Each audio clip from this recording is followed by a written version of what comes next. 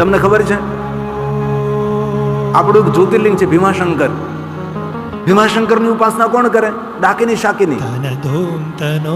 આપણું જ્યોતિર્લિંગ ભીમાશંકર સહાદરી પર્વત પર છે. એ વનનું નામ શું છે? ડાકીની વન. અને એ વન સુરક્ષિત છે. અમે ભીમાશંકર કથા કરવા ગયા હતા. અમારે જામનગરના ઉમેશભાઈ નંદા પરિવાર એ કથાના આયોજક હતા અને બહુ મહામહેનતે પરમિશન મળી હતી, કારણ કે જંગલ છે એટલે કથા કરવાની પરમિશન નહીં મળતી હતી પરમિશન પણ દૂર દૂર. મેં કીધું મારે દૂર નથી કરવી, મારે તો ભીમાશંકર જ્યોતિર્લિંગની બાજુમાં કથા કરવી છે. અને ખૂબ મહામહેનતે પરમિશન મળી. ત્યારે ત્યાંના બધા ફોરેસ્ટરો, રેન્જરો, ઓફિસરો બધા જંગલનું ધ્યાન રાખનારા. તો મેં એમને કહ્યું કે તમારું જંગલ સુરક્ષિત છે, તમે જંગલનું જતન બહુ કરો છો, વૃક્ષોની રક્ષા બહુ તમે કરી રહ્યા છો. ત્યારે એ ફોરેસ્ટરોએ શું કહ્યું ખબર? આ જંગલની રક્ષા અમે નથી કરતા, આ જંગલની રક્ષા ડાકીની શાકીની કરે છે, જે ભૂતોની દેવી છે ડાકીની શાકીની. અને ભીમાશંકરની પૂજા રાત્રે કોઈ કરવા ન જઈ શકે. શા માટે? કે રાત્રે ડાકીની શાકીની ભીમાશંકરની ઉપાસના કરે છે. તેથી રાત્રના સમયે ભીમાશંકર ખોલી શકાતું નથી. એવી ભીમાશંકરનો મહિમા છે. આપણું જ્યોતિર્લિંગ છે ભીમાશંકર. આમાંથી અનેક ભાઈઓ બહેનો ભીમાશંકરની યાત્રા કરી છે. જ્યાં ભીમા નદી છે, એક ગુપ્ત ભીમેશ્વર છે અને એક આપણું જ્યોતિર્લિંગ ભીમેશ્વર છે, ભીમનાથ મહાદેવ. જ્યોતિર્લિંગ ભીમનાથ. અમે બે પંક્તિઓ ભીમનાથ ઉપર ગાય છે.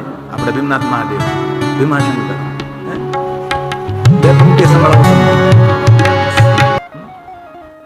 અને એટલી શાંતિથી કથાનું શ્રવણ કરો છો. શિવપુરાણ ગ્રંથમાં એક વાત બહુ સરસ કરી. એમાં એવું કહ્યું કે કોઈ સાધુ, સંત, સંન્યાસી, વૈરાગી, કોઈ ત્યાગી હિમાલય પહાડમાં બેસીને 12 વર્ષનું કઠિન તપ કરે. અરે હિમાલય પહાડમાં 12 વર્ષ રહેવું કે નાની વાત નથી, બહુ કઠણ પડી જાય, અઘરું પડી જાય, આપને તો આકરું પડી જાય. પણ કોઈ હિમાલય પહાડમાં બેસીને 12 વર્ષ તપ કરીને જે ફળ મળે ને એ ફળ, એ પુણ્ય મારા મહાદેવને કથાનું શ્રવણ કરવા માત્રથી પ્રાપ્ત થાય. એવો આ કથાનો અદ્ભુત મહિમા છે. એ અત્યારે બધું ખબર નહીં પડે. આ કથા તમે 9 દિવસ સાંભળશો, પછી ધીરે ધીરે આમ બારણા ખુલશે, દરવાજા ખુલશે, ફૂલ ખીલશે, સુગંધ જ્યારે મહેક આવશે ત્યારે ખબર પડે કે આ બધું વિચાર્યું નતું થવા કેમ મળ્યું. કારણ કે કથાનું ફળ હોય છે. કથા કોઈ નિષ્ફળ નથી હોતી, કારણ કે કથા એ ભગવાન શિવે પ્રારંભ કરી છે. આ શિવ પરંપરા છે. લગે કહન હરિકથા રસાલા, ભગવાન શંકરજીનો મહિમા છે. આ કથાનો પ્રારંભ કોને કર્યો? તો કે અત્ર વક્તા મહાદેવ. આ કથાના પહેલા વક્તા કોણ છે? તો કે શંકર ભગવાન છે. અને શિવ જેવા કોઈ વક્તા નહીં, શિખરસ્થ છે. વક્તવ્ય આપવામાં, પ્રવચન આપવામાં શિખરસ્થ કોઈ હોય તો મહાદેવ છે. જ્ઞાનમાં શિખરસ્થ, વિદ્યામાં શિખરસ્થ, તપમાં શિખરસ્થ, ત્યાગમાં શિખરસ્થ, વૈરાગમાં શિખરસ્થ, પારિવારિક સંબંધોમાં શિખરસ્થ, પૂજામાં શિખરસ્થ. મહાદેવથી પહેલા કોઈની પૂજા નહીં, મહાદેવની જ કરવી પડે. શંકર ભગવાન જ તે. ભલે ગણેશજીની પૂજા કરી, પણ શિવ પૂજા વગર તો બધું અધૂરું રહે છે. શિવ જ પ્રધાન છે, શિવ જ મૂળ છે આપણા સૌનું. યુદ્ધમાં શિખરસ્થ. અત્યાર સુધી કોઈ દિવસ કોઈ યુદ્ધ શિવજી હાર્યા નથી.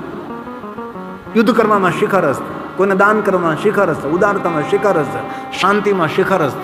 એવા ભગવાન છે. તેથી શિવજી માટે આપણે ગાય ને શાંતાકારમ શિખર શયનમ, શિખર ઉપર શયન કરનારો, દરેક ક્ષેત્રમાં શિખરસ્થ એ ભગવાન મહાદેવ છે. શાંતાકારમ શિખર શયનમ નીલકંઠમ સુરેશમ. આપણી પાસે કરોડો કરોડો કરોડો કરોડો કરોડો કરોડો દેવતાઓ છે. કોઈ નીલકંઠ કહેવાય? એક જ મહાદેવ એવા દેવ છે જેને આપણે નીલકંઠ કહીએ. શા માટે નીલકંઠ? શા માટે? કારણ કે હળહળ જગત જ્યારે બળી રહ્યું હતું, ભસ્મ થઈ રહ્યું હતું, અકાંડ બ્રહ્માંડ ક્ષય ચકિત દેવાસુર કૃપા, દેવતા ઉપર કૃપા કરવા માટે મહાદેવજીએ સમુદ્ર મંથન કરતા નીકળેલું કાળકૂટ નામનું વિષ કંઠમાં રાખ્યું છે. જ્યાં તમારી પાસે કોઈ એવો દેવતા કે વિશ્વના કલ્યાણ માટે ઝેર પીવે? પુષ્પદંત.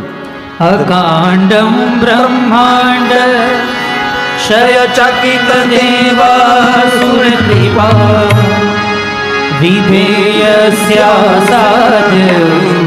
શ્રીનયન વિષમ સંહતવત સકલ્માશ કંઠે તવન કુરુતે ન શ્રિયમો કાળોપી સાધ્યો ભુવન ભય ભંગ વ્યસનિના ભુવન ભય ભંગ વ્યસનિના. શિવજીનું કેવું વ્યસન! કોઈ ભક્તો પર ભય ઉભો થાય તો ભયને જલ્દી દૂર કરવું એ મહાદેવનું વ્યસન. ગાંજા ધતુરા ભાંગનું નહીં. હે આપણે લોકો તો કેવું બધું શિવજીના નામ ઉપર ગાંજા પીવા લાગ્યા, ભાંગ પીવા લાગ્યા, ધતુરા પીવા લાગ્યા. નહીં નહીં નહીં, એવું બધું ન હોય, ખોટી વાત. શિવજીનું વ્યસન કયું? તો કે ભક્તોને દુઃખમાંથી મુક્ત કરવા એ શિવજીનું વ્યસન છે. હે મહાદેવનો ભક્ત સર્વ દુઃખોથી મુક્ત રહે છે. ભુવન ભય ભંગ વ્યસન દેવ અભય વરદાન. મહાદેવનું મોટું વરદાન કીધું કે અભય અભય. મહાદેવનો ભક્ત કદી ભયભીત ન રહે. સાધુ સંત કે તુમ રખવાલે અસુર નિકંદન રામ દુલારે. મહાદેવનો ભક્ત ભય મુક્ત રહે છે. મહાદેવના ભક્તોને મૃત્યુનો પણ ભય ન લાગે. એ મહાદેવની ભક્તિનો અદ્ભુત મહિમા છે. અને દુનિયામાં સૌને મૃત્યુનો ભય લાગે. મોટો ભય કયો તો કે મરવાનો ભય. પણ મહાદેવની ભક્તિ જ્યારે પરિપક્વ થાય છે ત્યારે એમના ભક્તને મરવાનો ભય ટળી જાય છે. એવા શિવજી છે. અને સૌને શાંતિનું દાન કરનારા છે એવા ભગવાન શંકર છે. નીલકંઠ છે, દેવતાઓના ઈશ્વર છે એવા ભગવાન મહાદેવ છે. તેથી કહ્યું શાંતાકારં શિખર શયનં નીલકંઠં સુરેશં વિશ્વાધારં સ્ફટિકસદૃશં ગૌરવર્ણં શુભાંગં ગૌરીકાંતં ત્રિનયનયનં યોગીઓના હૃદયમાં રહેનારા છે. યોગ નિગમ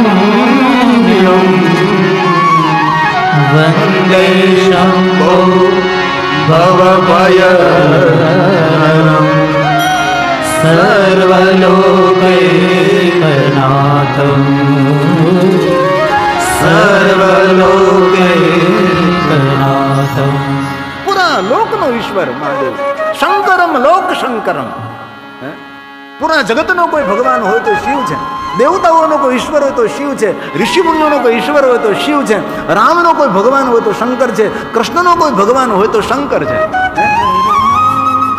જેની પાસે શંકર ભગવાન નથી તેની પાસે શાંતિ પણ નથી.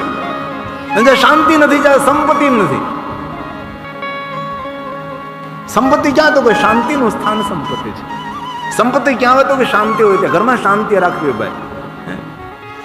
ઘણા ભાઈઓનું નામ હોય શાંતિભાઈ પણ ક્રોધ જ કરતો હોય. ઘણી બહેનો હોય શાંતિબેન પણ લાલચોળ જ હોય. નામનો મોહ છૂટ્યો. શિવજી શાંતિના દાતા છે.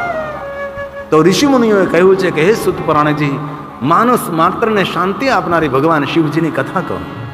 અને હવે કથાનો પ્રારંભ થાય છે. આવું હું લગભગ 4 દિવસ સુધી બોલતો રહીશ. હવે કથાનો પ્રારંભ થાય. હવે કથાનો પ્રારંભ થાય. ઘણા શ્રોતા કે કથા ક્યારે પ્રારંભ થાય? પણ કથાના દ્વાર ખોલે.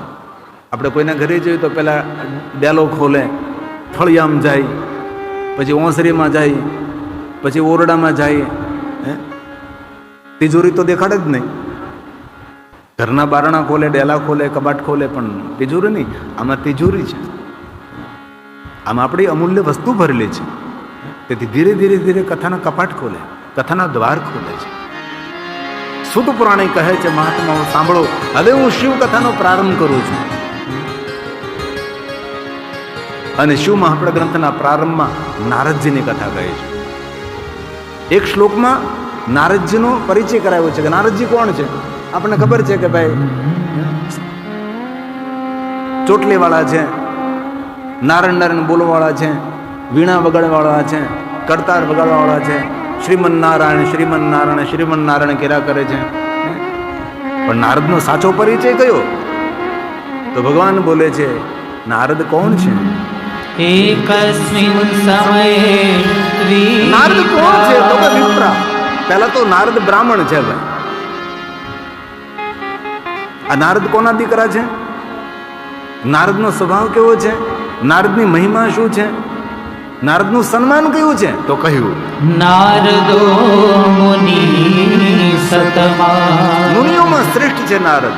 કરોડો કરોડો મુનિઓ હોય છે, કરોડો મુનિઓમાં કોઈ શ્રેષ્ઠ કોઈ મુનિ હોય તો નારદજી છે. નારદજી કોના પુત્ર છે? બ્રહ્મપુત્રો વિનીતાત્મા. બ્રહ્માજીના પુત્ર છે નારદ. નારદજીનો સ્વભાવ કેવો છે?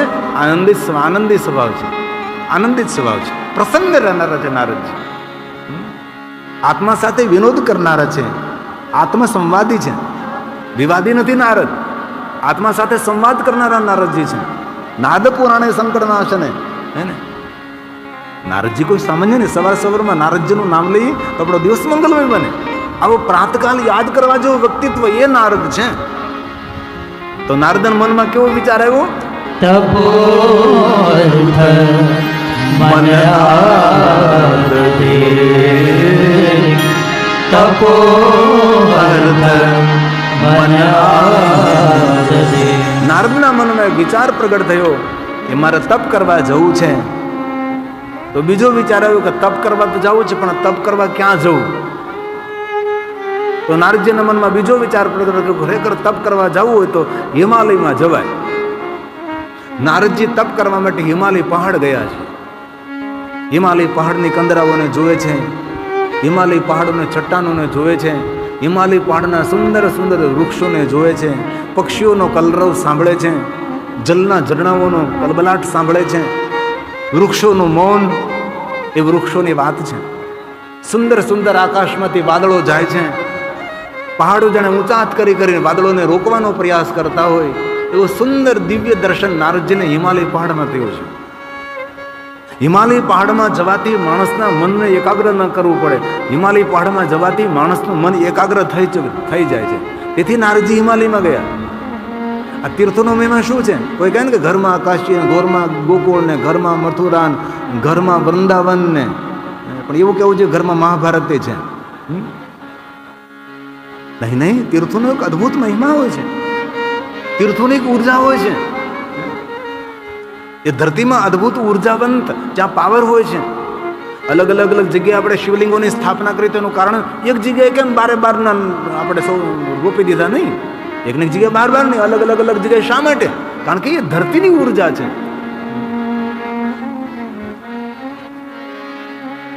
તેથી નારદજી હિમાલય પહાડમાં ગયા છે. નારદજી સુંદર સ્થાન જોયું. પહાડ છે, પહાડમાં ગુફા છે, સુંદર રમણીય ગુફા છે, સુવિધાયુક્ત ગુફા છે, એની સામે તો સુંદર નદી વહી રહી છે.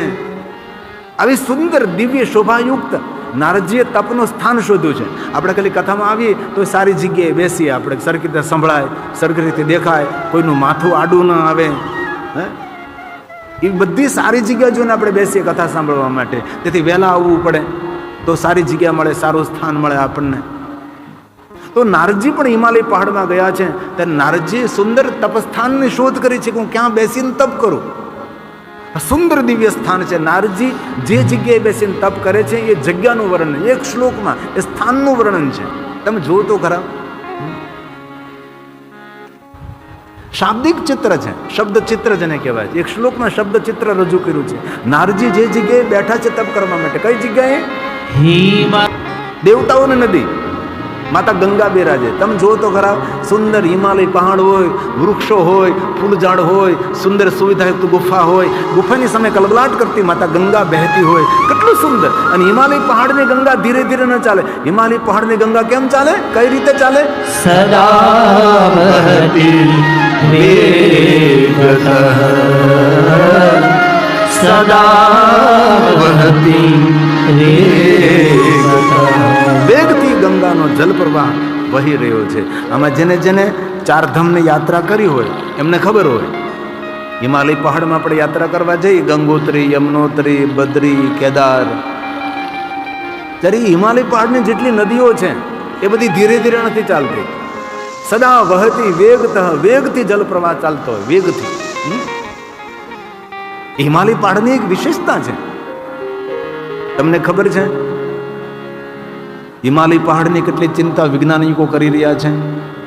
હિમાલય પહાડમાં જલના ઝરણાઓ સુકાઈ રહ્યા છે, જેની આપણને કોઈ ગંભીરતા નથી. પહેલાં ખાલીમાં નીલકંઠ જતા ને તો એટલા બધા જલના ઝરણાઓ હતા, પણ આજે નીલકંઠ જાઓ આખો પહાડ સુકાઈ ગયો. અત્યારે હિમાલય પહાડમાં જાઓ કેટલા જલના ઝરણાઓ હતા, બધા ધીરે ધીરે ધીરે જલના ઝરણાઓ એ સુકાવા લાગ્યા છે. કેટલો મોટો ચિંતાનો વિષય છે. અને છેલ્લા 10 વર્ષમાં 2 ફૂટ ગંગાનો પ્રવાહ ઘટી ગયો છે. જો કે ઈશ્વર બધું સંભાળે, પણ આ ચિંતાનો વિષય તો છે જ. આપણે જ્યાં ત્યાં પ્લાસ્ટિકો સળગાવીએ છીએ, જ્યાં ત્યાં કચરો સળગાવીએ છીએ, દિવસ રાત્રે એર કન્ડિશનો ચલાવીએ છીએ, હે ને, વૃક્ષો બેફામ કાપી રહ્યા છીએ, પર્યાવરણને એટલું બધું આપણે નુકસાન પહોંચાડી રહ્યા છીએ, ધરતીને ખોદી રહ્યા છીએ, જે વાણમાં બેઠા એ વાણને જ તોડી રહ્યા છીએ. જીવન જીવવાનું કોઈ સ્થાન હોતો પૃથ્વી છે. પૃથ્વી સિવાય આપણે કોઈ જગ્યાએ જીવી નહીં શકીએ. દર વર્ષે સમુદ્રનો સ્તર ઉપર આવતું જાય છે, ગ્લેશિયરો પીગળતા જાય છે, સૂર્યનો તાપ વધતો જાય છે. આ બધો ચિંતાનો વિષય છે. આપણને તો કેટલી ચિંતા હોય ઘરના રોટલા કાઢવાની. આ બધા વૈજ્ઞાનિકો ચિંતા કરે છે. એમાં પછી 2030માં કેટલી મોટી ઉલ્કા પૃથ્વી તરફ આવી રહી છે કે જો પૃથ્વી સાથે ટકરાય તો ઘણા ખરા સમુદ્રના કિનારાના દેશો બધા ડૂબી જાય. આ બધા ચિંતાના વિચારે વૈજ્ઞાનિક પૂરતી વાંચીએ તો ખબર પડે કે કેટલું ચારો તરફથી આપણે ડિસ્ટર્બ થઈ રહ્યા છીએ. એમાં બોલા બુદ્ધિ વગરના બાંધવા તૈયાર થયા છે. એટલું પર્યાવરણ કથળી ગયું છે, એટલે પૃથ્વી એટલા અસુરક્ષિત છે પૃથ્વી. એમાં પેલા લોકો આમ તોપો ઉપાડે છે, મિસાઇલો ઉપાડે છે. એ દેશને બુદ્ધિજીવી કેવી રીતે કહી શકીએ? ખોટા માણસોના હાથમાં હથિયાર આવી જાય ને તો હથિયારનો દુરુપયોગ થાય.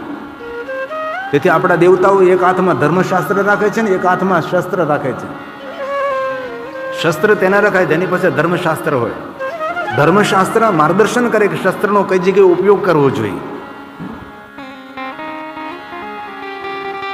તો માતા ગંગાના તટ પર સુંદર ગુફા છે. આ 2 પંક્તિમાં માતા ગંગાને પ્રણામ કરીએ, કારણ કે ગંગાજીને યાદ કરવા માત્રથી માણસને પવિત્રતા મળે છે. ગંગા કિનારે ભગવાન મહાદેવની કથાનું 9 દિવસ ગાયન કર્યું હતું. એક બોટાદરા પરિવાર છે જે સતવારા સમાજ આવે. સતવારા સમાજ એ મહાદેવના પરમ ભક્ત હોય છે. સતવારા સમાજની સંખ્યા બહુ ઓછી. આ બોટાદનું તોરણ બાંધનારા સતવારા, તેથી બોટાદરા પરિવાર તરીકે ઓળખાય. અને બોટાદરા પરિવારે એવું અભિયાન શરૂ કર્યું હતું કે એના સમાજમાં અને પોતાના ગામમાં જેને ગંગા સ્નાન નથી કર્યું એને સૌને પોતાના ખર્ચે ગંગા સ્નાન કરવા માટે લગભગ 800 થી 900 ભાઈઓ બહેનો હતા.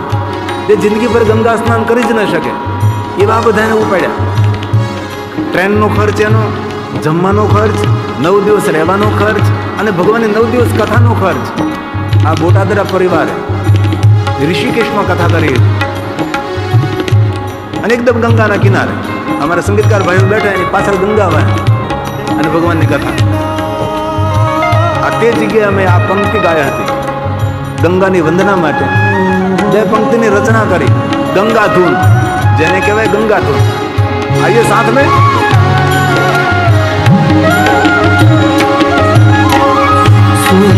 सम मतलब कोई विचार नहीं, कोई तरंग नहीं. धी मतलब बुद्धि, समाधि. चक्रे मुनिह समाधि. બધા વિચારોના ચક્રોને શાંત કરી દીધા. ક્યારેક ક્યારેક પ્રયાસ કરો વિચાર શૂન્ય બનવાનો. વિચાર કરીને માણસ વિચાર વાયુ થઈ જાય.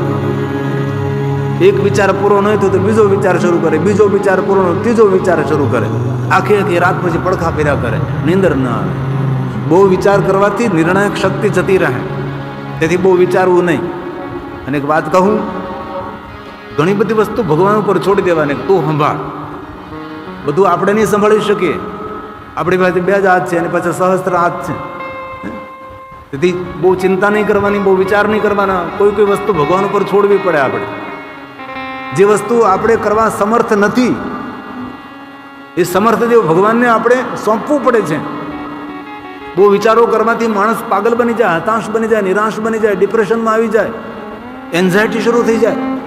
તમને ખબર છે કોરોના કાળ પછી લોકોને કેટલી એન્ઝાયટી શરૂ થઈ છે? માણસો ધીમા પડી ગયા કોરોના પછી. વિચારો શાંત થઈ ગયા, યાદશક્તિ ઓછી થઈ ગઈ. કેટલી બધી વિડંબણાઓ આવી કોરોના કાળ પછી. તેથી ભગવાનને થોડું સોંપીએ. જરૂર આપણે હાથ પગ હલાવવા પડે, બધું કરવું પડે, પણ બહુ વિચારો કરવાથી ઘણી વાર નુકસાન થાય. તેથી નારદે ચક્રે મુનિ સમાધિ લગાવી છે. તમહમ બ્રહ્મેત યત્ર, હું જ બ્રહ્મ છું, હું એમનો અંશ છું, હું એક સૂર્યનું કિરણ છું, મારું ઉદ્ગમ સ્થાન સૂર્યનારાયણ છે, હું શિવનો અંશ છું, હું શિવનો સ્વરૂપ છું, શિવનો એક કણ છું. એમનો જ એક સ્વરૂપ હોવાથી આનંદ સ્વરૂપ ચિદાનંદ રૂપમ શિવોહમ શિવોહમ. નારદજી સમાધિ લગાડે છે અને પોતાના આત્માનો સાક્ષાત્કાર કર્યો છે.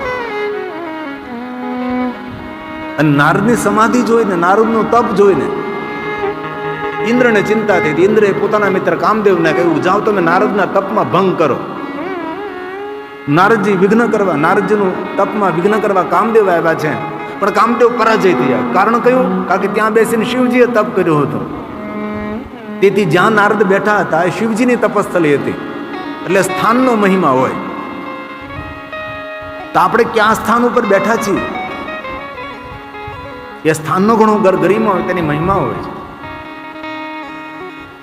તેથી માણસે પોતાના સ્થાનને યાદ રાખવું પડે કે હું ક્યાં સ્થાન ઉપર બેઠો છું, મને કેવું પદ મળ્યું છે, મને કેવી પદવી મળી છે, કેવું મને સન્માન મળ્યું છે. પછી મારી ગરિમા મારે સાચવવાની છે, એ જવાબદારી મારી પોતાની છે. નારદજી જે સ્થાન ઉપર બેઠા છે શિવજીની તપસ્થલી છે. તેથી કામદેવ પરાજય થયા. નારદજીના તપથી નહીં, સ્થાનથી. સ્થાનનો મહિમા છે. એટલે નારદજીએ કામદેવને પરાજય કર્યા એટલે દેવતાઓએ નારદનો જય જયકાર કર્યો, ઋષિમુનિઓ જય જયકાર કર્યો છે. કારણ કે આ વિશ્વમાં એક જ શિવજી એવા હતા કે જેને કામદેવને પરાજય કર્યા. કામદેવને ત્રીજું નેત્ર ખોલીને બાળીને ભસ્મ કર્યા, એ આપણે જાણીએ છીએ. બીજું કોઈ નહીં હતું શિવ સિવાય કામને પરાજય કરનાર. આ બીજા નારદજી છે. એટલે એક નવું નીકળ્યું. એટલે દેવતાઓ ઋષિમુનિઓ જય જયકાર કરવા લાગ્યા છે. હવે નારદજી તપમાં બેઠા છે, જય જયકાર સાંભળી ગયા. એટલે નારદજી આંખો ખોલી કે મારો જય જયકાર થઈ રહ્યો છે. નારદજી તપમાંથી ઊભા થયા અને દેવતા ઋષિમુનિ સૌ નારદજીને કહેવા લાગ્યા, તમે કેટલા મહાન છો. અને ચારો તરફથી જય જયકાર સાંભળતા નારદના હૃદયમાં પડેલું અહંકારનું બીજ અંકુરિત થયું. એક વાત જીવનમાં યાદ રાખજો, આપણે કોઈ પ્રશંસા કરે ને તો પ્રશંસા સાંભળવા માટે બહુ ભૂખ નહીં લગાડવી. કારણ કે પ્રશંસા માણસને પાડી દે છે. ઘણા માણસોને ખૂબ પોતાની પ્રશંસા બહુ વાલે લાગે કે મારા જ વખાણ કરે, મારા જ વખાણ કરે, વખાણ કરે. નહીં, કોઈ દિવસ નહીં. એક વાત સાંભળો, જો તમે કોઈ આપણે નિંદા કરશે ને તો આપણે બહુ નુકસાન નહીં જાય, પણ આપણી કોઈ પ્રશંસા કરવા લાગે ને ત્યારે અહંકારનું બીજ અંકુરિત થાય. જીવનમાં પાછળ પડી જઈએ આપણે. અને પ્રશંસાની ભૂખ કોઈ દી પૂરી થતી નથી. જેમ જેમ આપણે કોઈ પ્રશંસા કરે તેમ તેમ વધારે વધારે સાંભળવાની ઈચ્છા થાય. તો નારદજીના જીવનમાં ઘટના ઘટી કે દેવતાઓ ઋષિમુનિઓના મુખેથી પ્રશંસા સાંભળતા નારદના હૃદયમાં પડેલો અહંકારનો બીજ અંકુરિત થયું. અને અહંકારનો ભાર લઈ, અભિમાનનો ભાર લઈ નારદજી ભગવાન શિવની પાસે ગયા. શિવની પાસે શા માટે ગયા? કારણ કે શિવજીએ કામને પરાજય કર્યો હતો. અને હવે આ નારદજીએ પણ કામને પરાજય કર્યો. એટલે શિવજીને કહેવા ગયા કે તમારા જેવું મેં કર્યું છે. એમ તમે એવું મનમાં નહીં સમજતા કે તમે એકલા જ કામ ઉપર વિજય મેળવ્યો છે. હવે મેં પણ મેળવ્યો છે. મેં ઘણા લોકો કે મેં કરતા હું કરું છું. જે મોટી અજ્ઞાનતા શતકનો ભાર જેમ શ્વાન તાણે. હવે શિવજી મહારાજે તો સાંભળી લીધું. સારું કહેવાય નારદજી, તમે કામ ઉપર વિજય મેળવ્યો તો એ તો બહુ સારી વાત કહેવાય. અત્યારે તો હું એકલો હતો, હવે તમે પણ મારી સાથે. પણ ભગવાન શંકરજી બહુ સુંદર વાત કરી. મહાદેવજી કહ્યું કે નારદજી સાંભળો, તમે મહાન છો, પણ આપણા જીવનની ઉન્નતિ, આપણા જીવનની સફળતા બીજા ન કહેવાય. તમે જ્યારે જીવનના સોપાન સર કરો છો, જ્યારે આગળ વધો છો, ત્યારે કોઈને ફળ દેવાય, ફળનું ઝાડ ન દેખાડાય. નારદજી કોઈને ન કહેવાય. ગોપ્યમ સર્વથાહી. નારદજી તપ, સાધના, અનુષ્ઠાન, ઉપાસના, સફળતા એ આપણા માટે છે અને દુનિયાને બધું ન કહેવાય. જીવનની બધી વાતો સૌને ન કહેવાય. જીવનના ચોપડા જેને તેને આગળ ન ખોલીને બેસાય. નહીં, કોઈ દિવસ નહીં. બને ત્યાં સુધી બને ત્યાં સુધી આપણા પૂરતી રાખો. અને ખાસ મારા વડીલોને પ્રાર્થના, ઘર પરિવારની વાત દિવાલને પણ કાન હોય છે. તેથી ઘરને સાચવવા માટે ઘરની વાત ઘરમાં જ રહેવી જોઈએ. જો નાની વાતને મોટું સ્વરૂપ આપે તેનો પરિવાર નાનો થઈ જાય, અને બહુ મોટી વાતને નાનું સ્વરૂપ આપી દે એનો પરિવાર મોટો થઈ જાય. આજે પરિવારના ભંગાણો થઈ રહ્યા છે. આજે ભાગ્યે જ કોઈ પરિવાર એવા છે કે જે સંગઠિત પરિવાર હોય. હમણાં અમારી પિંડારક તીર્થમાં કથા હતી, યદુવંશી આહિર પરિવાર 2 લાખથી વધારે સૌ રોજ ભેગા થતા હતા. એમાં અમારો ઉતારો એક આહિર પરિવારને ત્યાં હતો. આખું સંયુક્ત કુટુંબ, કેટલો મોટો પરિવાર સાથે રહે, એક જ પાટલે જમે, એક જ રસોડે જમે, 300, 350, 400 વીઘા ખેતી, એક સાથે ખેતી કરે. સંગઠિત પરિવાર. સંગઠિત પરિવાર ક્યારે રહે? જ્યારે નાનકડી વાતોને આપણે મોટું રૂપ ના આપીએ, અનસુની કરીએ, અનદેખી કરીએ, આંખ આડા કાન કરીએ, ત્યારે આ પરિવાર આપણો સંગઠિત રહે. અને જેટલો આપણો પરિવાર સંગઠિત, એટલી આપણી સુરક્ષા છે, એટલી આપણી સલામતી છે. તો ભગવાન મહાદેવજીએ નારદજીને કહ્યું કે નારદજી, સ્વવૃતાન યદુ કતવાન, આપણું પોતાનું વૃત્તાંત બીજાને કહેવું નહીં. આ શિવજી નારદજીને કહે છે, પણ ખરેખર આપણને કહેવામાં આવે છે કે આપણા જીવનના ચોપડા જેને ત્યાં આગળ ખોલવા નહીં.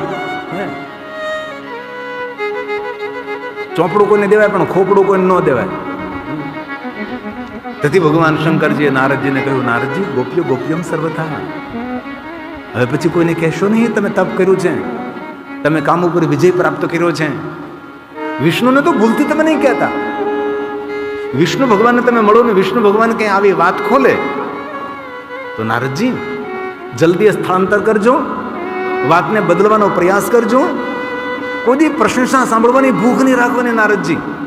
લોકોને પ્રશંસા બહુ જ પ્રિય હોય છે, લોકોને પોતાના વખાણ બહુ જ વાલા લાગતા હોય છે. વિષ્ણુને આગળ તમારી પોતાની પ્રશંસા તમે નહીં કરતા, અને વિષ્ણુ જો તમારી પ્રશંસા કરે તો પણ તમે મૌન રહેજો.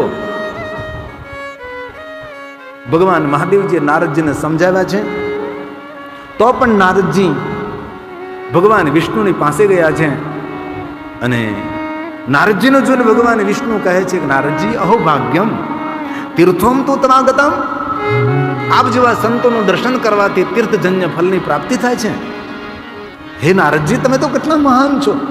ધન્ય સ્તમ મુનિ શાર્દુલ. નારદજી, તમે ખૂબ મહાન છો. આજકાલ તમારો કેટલો જયજયકાર થઈ રહ્યો છે. દેવતાઓ, ઋષિ મુનિઓ તમારી પ્રશંસા કરે છે. નારદજી, તમે તો બહુ મહાન છો.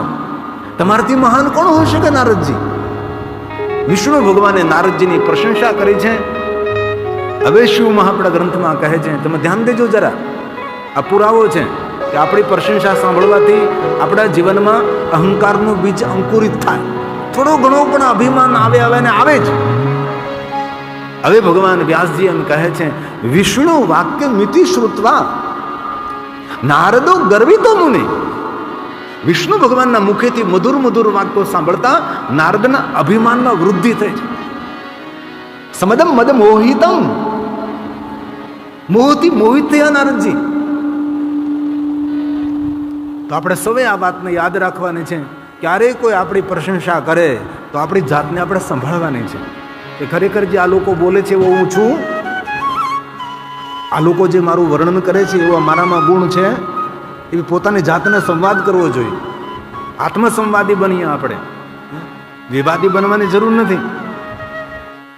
હવે ભગવાન વ્યાસજી કહે છે કે નારદજીનો અભિમાન વધી ગયો, નારદજીનો અહંકાર વધી ગયો છે.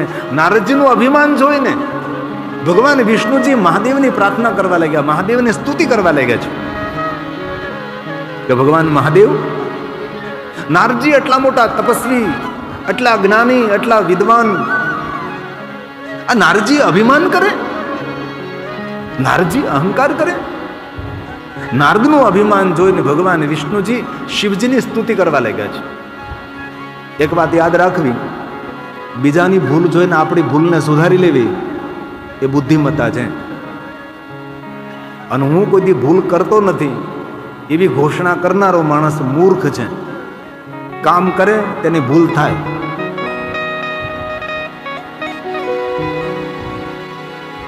અને આપણી ભૂલને સ્વીકારવી એ આપણો શ્રેષ્ઠ સદગુણ છે. આ વિષ્ણુ ભગવાન નારદજીના અભિમાનને જોઈને પોતાની જાતને સંભાળવા લાગ્યા છે કે ભગવાન મારી રક્ષા કરજો, મને કોઈ દિવસ અભિમાન ન આવે, મને અહંકાર ન આવે. અને વિષ્ણુજી શિવની સ્તુતિ કરે છે. આ શબ્દો વિષ્ણુ ભગવાને ગાયા છે, ભગવાન વ્યાસે લખ્યા છે. દેવ દેવ મહાદેવ પ્રસિદ્ધ પરમેશ્વર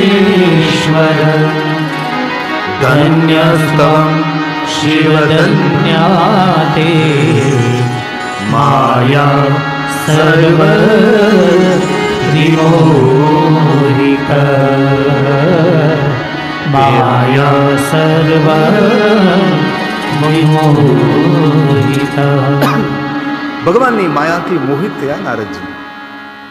અભિમાનનો ભાર લે નારદજી વિષ્ણુ ભગવાનને મળીને જતા હતા. ભગવાનને મળીને જાય એટલે માનસિક સ્થિતિ કેટલી દિવ્ય હોય, એને બદલે નારદજીનું અભિમાન નારદજીને ખાઈ ગયું. નારદજી આમ જતા હતા એટલે એક નગર જોયું માયા નિર્મિતને. નગરમાં જાય છે, શિલનિધિ રાજા રાજ કરે છે, તેની પુત્રી વિશ્વમોહિની છે. નારદજીને એમ થયું કે હાલને હું આ રાજાને કહેતો જાઉં કે હું બહુ મહાન છું. ઘણા લોકો કહેવા આવે કે હું આ બધું આમ કરી રહ્યો છું.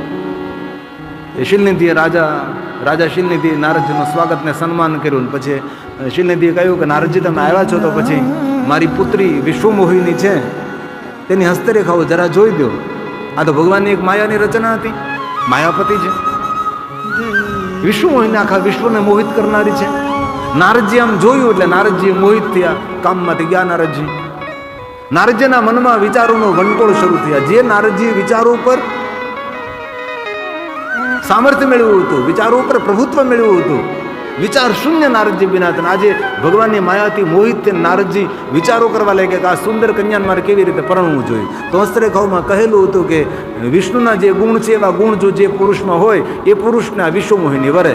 તો નારદજી વિચાર કરી લીધો કે આ વિષ્ણુ પાસેથી બધું લઈ આવું તો આ વિષ્ણુમોહિની મને મળે. તો નારદજી વિષ્ણુ ભગવાન પાસે ગયા અને વિષ્ણુ ભગવાને માગ્યું એટલે વિષ્ણુ ભગવાન સમજી ગયા કે નારદજી બરોબર ફસાણા છે. હવે નારદજીને કોઈ બચાવી ન શકે. વિષ્ણુ ભગવાને રૂપ આપ્યું પણ સ્વરૂપ નિજતા મૌલિકતા નહીં આપી. વિશ્વમોહિની સાથે પ્રણવા નારદજી. એક દુર્ગુણ આવે એટલે બીજો દુર્ગુણ આવે, બીજો દુર્ગુણ આવે એટલે ત્રીજો આવે. તેથી જીવનમાં દુર્ગુણને પ્રવેશવા નહીં દેવા. રોજ સાંજે બેસીને કેમ આખા દિવસના હિસાબ કિતાબ કરીએ, કેટલા ખોયા અને કેટલા રાખ્યા, એમ સાંજે બેસીને આપણા જીવનનો પણ હિસાબ કિતાબ કરવો જોઈએ. એક બાજુ લખવો જોઈએ મારામાં કેટલા સદગુણ છે, અને પછી તટસ્થ જજ બનીને એક બાજુ લખવું જોઈએ કે મારામાં કેટલા દુર્ગુણ છે. આમ કરવું જોઈએ કે મારામાં તમાકુ ખાવાની વ્યસન છે, ગુટખા ખાવાનું વ્યસન છે, માવો ખાઉં છું, બીડી પીવું છું, ઠંડા પીણા પીવું છું, આ બધું લખવું જોઈએ કે આ બધા મારા દુર્ગુણ છે. ક્રોધ કરું છું, બીજાની ઈર્ષા કરું, અદેખાઈ કરું છું, કડવા શબ્દો બોલું છું, નહીં ખાવાનું ખાઉં છું, આ બધા દુર્ગુણો. મારામાં ભગવાન પ્રત્યે શ્રદ્ધા નથી, મારામાં કોઈ પ્રભુ પ્રત્યે વિશ્વાસ નથી, હું સેવાભાવી નથી. આ બધા દુર્ગુણો ધીમે ધીમે ધીમે ધીમે ધીમે દુર્ગુણને દૂર કરવાના. એક દિવસમાં ન થાય, આ બધું લાંબો સમય થાય. જેમ જેમ દુર્ગુણ જતા રહે એમ સદગુણનો વધારો ન કરવો પડે, આપોઆપ સદગુણ વધતા રહે. ફક્ત દુર્ગુણને ડિલીટ કરવાની જરૂર છે. 1000 વર્ષનું અંધારું હોય તો 1000 વર્ષના અંધારાને કહેવું ન પડે તો ભાગે એમ. ફક્ત એક દીવો કરો એટલે 1000 વર્ષનું અંધારું જતું રહે. એવી જ રીતે દુર્ગુણને દૂર કરીએ એટલે સદગુણ આપોઆપ બહાર ખીલી આવે છે. વિષ્ણુમોહિનીને પ્રણવવા માટે ગયા નારદજી. ભગવાન વિષ્ણુ પણ ત્યાં વધારે છે. આ તો વિષ્ણુમોહિની છે, ભગવાન વિષ્ણુને વરે છે. નારદજી નારાજ થાય છે. નારદજીની બાજુમાં બેઠેલા ભગવાનના ગણો છે, નારદજીનો પરિચય કરાવે છે કે નારદજી તમે કેવા છો, કેવા લાગો છો. અને શિવગુણોએ કહ્યું તલ્લી પશુ સ્વમુખમ, નારદજી વૃથામદ કરો છો, વાનર સેવ ગર્વિતા, તમારું મુખ વાંદરા જેવું છે. અને નારદજીને શિવગુણોએ વાંદરા જેવા કહ્યા એટલે નારદજીને ક્રોધ આવ્યો. આપણે જ મંડપ બહાર નીકળીને કોઈ કીધું વાંદરા જેવો છે તો આપણે ક્યાં કોઈના પકડાઈ આપણું તે મગજ તો જતો જ રહે ને. કોઈ આપણે એમ કે વાંદરા જેવો છે એમ તો વાનર, તમે વાંદર જેવા દેખાવ છો. નારદજીને ક્રોધ આવ્યો એટલે નારદજી શિવગુણોને શ્રાપ આપ્યો કે તમે બંને રાક્ષસ થશો, કે તમે મારું અપમાન કર્યું છે. અપમાન કોઈનું ન કરાય, ભલે ગમે તેવો માણસ હોય, દરેકને સન્માનિત કરવો જોઈએ. કારણ કે ભગવાનની રચના છે, અપમાન કરવાનો કોને અધિકાર છે? એટલે શિવગુણોને શ્રાપ લાગ્યો રાક્ષસ બનવાનો. નારદજી ક્રોધમાન ભગવાન વિષ્ણુની સામે આવ્યા એટલે વિષ્ણુ ભગવાનને શ્રાપ આપ્યો ને વિષ્ણુ ભગવાને કહ્યું કે તમે પણ નારાયણમાંથી નર બનજો, નારવિયોગના દુઃખ ભોગવજો, મારું મુખ વાંદર જેવું બનાવ્યું એટલે તમને વાંદરાઓ મદદ કરશે. નારદજી ખૂબ ક્રોધ કર્યો છે. અને ક્રોધ કેટલી વાર રહે ભાઈ? થોડી મિનિટો માટે. પણ ક્રોધ જે આપણું નુકસાન કરે છે એવું નુકસાન 1000 શત્રુઓ પણ કરી શકતા નથી. ક્રોધથી યાદશક્તિ ઓછી થાય, ક્રોધ કરવાથી સંતાપ આવે, ક્રોધ કરવાથી આત્મબળ ઘટે, ક્રોધ કરવાથી નિર્ણાયક શક્તિ જતી રહે. ક્રોધ અજ્ઞાનતાથી ઉત્પન્ન થાય છે, અહંકારથી ક્રોધ વધે છે. ક્રોધ કટુ વાક્ય સાથે ઘનિષ્ઠ સંબંધ હોય છે. ક્રોધનું તોફાન વિવેકને જળમૂળમાંથી નાશ કરે છે. ક્રોધ આવે ત્યારે આંખ અને કાન બંધ થઈ જાય છે. ક્રોધને ચાંડાલ કહ્યો છે. અત્યંત ક્રોધી માણસ આંખ હોય તો પણ તેને અંધ સમજવો. તેથી ક્રોધ કરવો એ મૂર્ખા લોકોનું કામ છે. અને ક્રોધને જીતવા માટે મૌન શ્રેષ્ઠ તેનું શાસ્ત્ર છે. ભગવાન શંકરજીએ ક્રોધ માટે ઘણું બધું પ્રવચન આપ્યું છે. જ્યારે મહાકાલી ક્રોધ કરતી હતી ને, જ્યારે મહાકાલીને શાંત કરવા માટે ભગવાન શિવજીએ મહાકાલીને કહ્યું કે મહાકાલી, ક્રોધ કરવો અજ્ઞાનતા છે, તમે શાંત થઈ જાઓ. કોઈ ક્રોધી વ્યક્તિ હોય ને તેને સ્પર્શ કરો તો પણ પવિત્રાકરણ કરવું પડે, સ્નાન કરવું પડે, કારણ કે ક્રોધને ચાંડાલ કહ્યો છે. તેથી કથા સાંભળ્યા પછી આપણે જપ તપ સાધના અનુષ્ઠાન ઉપાસના કરીએ ન કરીએ આપણા મનની મરજી, પણ કથા સાંભળ્યા પછી ક્રોધ ન કરીએ તો પણ આપણી કથા આપણે લેખે લાગે.